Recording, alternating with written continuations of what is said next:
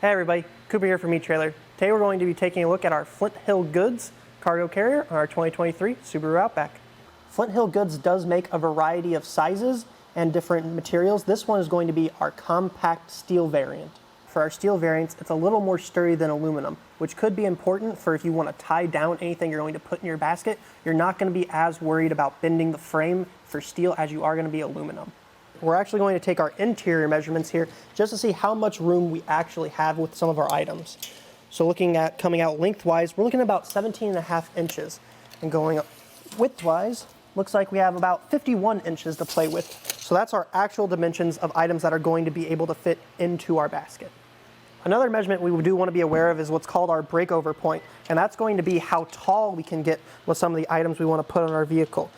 And it looks like as long as you stay below about 21 inches, 22 inches, you would have no problem clearing this trying to go up and down with the trunk of your Subaru.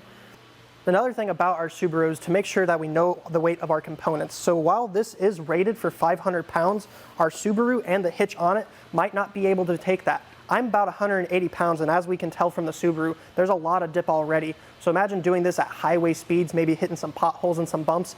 I'd be a little concerned about some of our items in the back.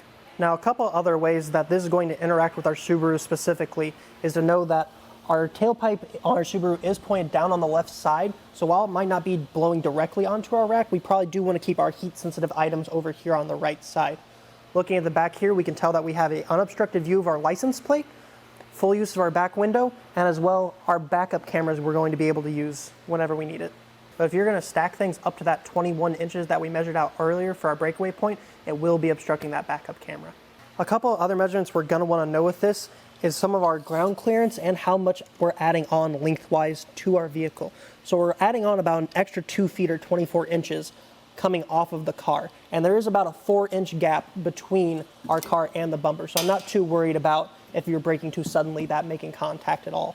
And then our ground clearance, while it's unloaded, of course, is going to be about 13 inches from the ground. Now, obviously, if you're going to put anything into this that's a little heavier, that ground clearance is going to decrease.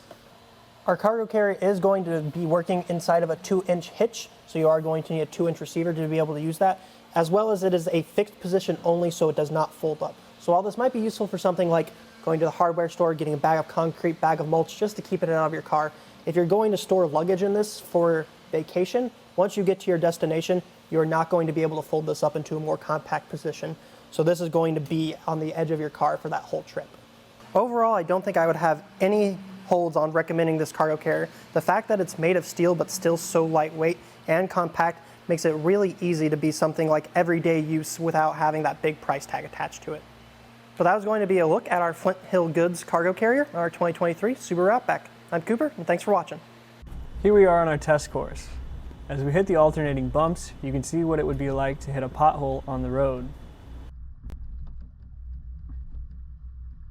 Our solid speed bumps simulate pulling in and out of a driveway or hitting a speed bump in a parking lot. We use the slalom portion of our course to simulate the side-to-side movement, such as turning corners or evasive maneuvers.